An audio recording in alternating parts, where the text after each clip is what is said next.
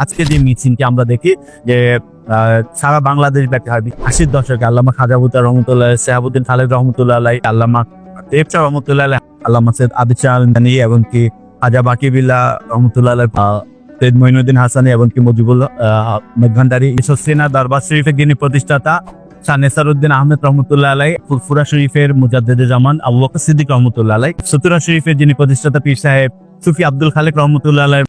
আসসালামু আলাইকুম রহমতুল্লাহ। সুফি সাধকের বাংলাদেশ যে যেখান থেকে দেখছেন শুনছেন সকলকে স্বাগত জানাচ্ছি। আমরা প্রতি পর্বে আপনাদেরকে চেষ্টা করি নতুন কারোর সাথে পরিচয় করে দিয়েছেন, তবে আমরা এখানে যেখানে দাঁড়িয়ে আছি আপনারা হয়তো নামটি দেখেই বুঝতে পারছেন যে তিনি নতুন কেউ না, কিন্তু তার সম্পর্কে কিছু ব্যতিক্রম তথ্য যেগুলো হয়তো সকলে জানা নেই, এরকম কিছু তথ্য আপনাদেরকে তুলে দেওয়ার চেষ্টা করবো। চলুন আমরা তার মাজার শরীফের সামনে আপনাদেরকে নিয়ে যাই। আমরা এখন চলে এসেছি ডক্টর মোহাম্মদ শহীদুল্লাহ রহমতুল্লাহ আলাইয়ের মাজার শরীফের সামনে। আপনারা সাইনবোর্ডে যেমনটি দেখতে পাচ্ছেন, ভাষা সৈনিক, বহুভাষাবিদ এবং জ্ঞান তাপস ডক্টর মোহাম্মদ শহীদুল্লাহ রহমতুল্লাহ আলাইয়ের মাজার শরীফ এটি। এখানে তার জন্মসাল হিসাবে লেখা আছে 10 জুলাই 1885 এবং কি তার ওফাত হয়েছিল 13 জুলাই একই মাসেই 1969 সালে। ডক্টর মোহাম্মদ শহীদুল্লাহ ঢাকা বিশ্ববিদ্যালয়ের একজন স্বনামধন্য শিক্ষক, তার নামেই শহীদুল্লাহ হলটি প্রতিষ্ঠিত হয়েছিল এবং কি ডক্টর মোহাম্মদ শহীদুল্লাহ বাংলা একাডেমির একজন স্বপ্নদ্রষ্টা হিসাবে সকলেই জানেন যে তিনি একজন ভাষাবিদ, 18টি ভাষায় তার পারদর্শিতা ছিল। এই পরিচয়ের বাহিরে ডক্টর মোহাম্মদ শহীদুল্লাহ যেই দিকগুলো আমরা আসলে অনেকেই জানি না, সেই বিষয়গুলোই তুলে ধরার জন্য আমাদের সুফি সাধকের এই ব্লগটি। ডক্টর মোহাম্মদ শহীদুল্লাহ বাংলা আসামে যিনি ইসলামের জন্য অনেক খেদমত করে গেছেন। আমরা জানি যে ফুরফুরা শরীফের মুজাদ্দেদে জামান আবু বকর সিদ্দিক রহমতুল্লাহ আলাই, তিনি ছিলেন আবু বকর সিদ্দিক রহমতুল্লাহ আলাইয়ের একজন বিশিষ্ট মুরিদ এবং কি খলিফা। ডক্টর মোহাম্মদ শহীদুল্লাহ রহমতুল্লাহ আলাইয়ের পীর ভাই আজকের যে সরসেনা, সেই সরসেনা দরবার শরীফের যিনি প্রতিষ্ঠাতা শাহ নেসারউদ্দিন আহমেদ রহমতুল্লাহ আলাই এবং কি সুতুরা শরীফের যিনি প্রতিষ্ঠাতা পীর সাহেব সুফি আব্দুল খালেক রহমতুল্লাহ আলাইয়ের মতো প্রতিষ্ঠাতা ইসলামী চিন্তাবিদ এবং কি শায়েখগণ তার পীর ভাই। ডক্টর মোহাম্মদ শহীদুল্লাহকে আবু বকর সিদ্দিক রহমতুল্লাহ আলাই নকশবন্দি মুজাদ্দিদিয়া তরিকায় খিলাফত দান করেছিলেন এবং কি তাকে মুরিদ করেছিলেন। ডক্টর মোহাম্মদ শহীদুল্লাহ রহমতুল্লাহ আলাই তিনি 1920 সালে ব্রিটিশ ভারত অনগ্রসর মুসলমানদেরকে এগিয়ে নিয়ে যাওয়ার জন্য আঞ্জুমানে ইশাআতে ইসলাম প্রতিষ্ঠা করেছিলেন। যে আঞ্জুমানে ইশাআতে ইসলামের তিনি ছিলেন প্রতিষ্ঠাতা সাধারণ সম্পাদক এবং কি মুশরিকুল্লাহ হযরত কেবলা শাহ হাসানুল্লাহ রহমতুল্লাহ আলাই তিনি ছিলেন এটি প্রতিষ্ঠাতা সভাপতি এবং কি এই সংগঠনের মাধ্যমে তিনি ইসলামের খেদমতে অনেক ধরনের কার্যক্রম গ্রহণ করেছিলেন। গাউসে পাকের অমর কাব্য যে কাসিদায়ে গাউসিয়া, যে কাসিদায়ে গাউসিয়া গাউসে পাকের শান আজমত এবং কি তার বেলায়েতের পরিধি সম্পর্কে যে বিস্তারিত বর্ণনা করা হয়েছে, সেই কাসিদায়ে গাউসিয়ার সর্বপ্রথম বাংলা অনুবাদ যিনি করেছেন তিনি হলেন ডক্টর মোহাম্মদ শহীদুল্লাহ।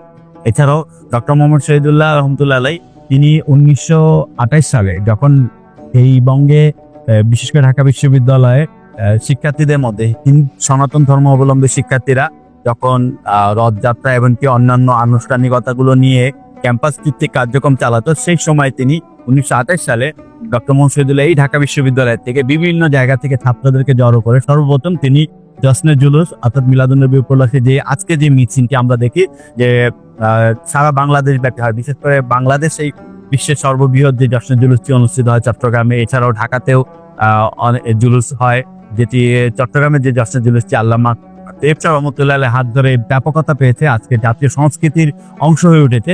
সেই জশ্নে জুলুসটি 1928 সালে ডক্টর মোহাম্মদ শহীদুল্লাহ এই ঢাকা ইউনিভার্সিটি থেকে উদযাপন করেছিলেন, যেটি সম্পর্কে ডক্টর মোহাম্মদ শহীদুল্লাহর বড় মেয়ে মাজুজা হক তিনি তার ডক্টর মোহাম্মদ শহীদুল্লাহ পারিবারিক ও ব্যক্তিগত জীবন এই বইটিতে তিনি উল্লেখ করেছিলেন যে 1928 সালে ডক্টর মোহাম্মদ শহীদুল্লাহ এই ঢাকা বিশ্ববিদ্যালয় থেকে জশ্নে জুলুস আয়োজন করেন। একাধিক দরবার গুলো থেকে বিশেষ করে 80 দশকে আল্লামা খাজা বুতার রহমতুল্লাহ, শেহাবুদ্দিন খালেদ রহমতুল্লাহ আলাই, পরবর্তী সময় মাঝভান্ডার দরবার শরীফের বিভিন্ন শাখা অর্থাৎ সৈয়দ মঈনুদ্দিন হাসানী এবং কি মুজিবুল ভান্ডারী ইনাদের হাত ধরেও এই জশ্নে জুলুস ঢাকার মধ্যে ছড়িয়েছে এবং কি নারায়ণগঞ্জে আল্লামা সৈয়দ আদিল শাহ আল মাদানী এবং কি খাজা বাকিবিল্লাহ রহমতুল্লাহ আলাইহির প্রতিষ্ঠায় নারায়ণগঞ্জে জশ্নে জুলুস প্রতিষ্ঠিত হয়েছিল।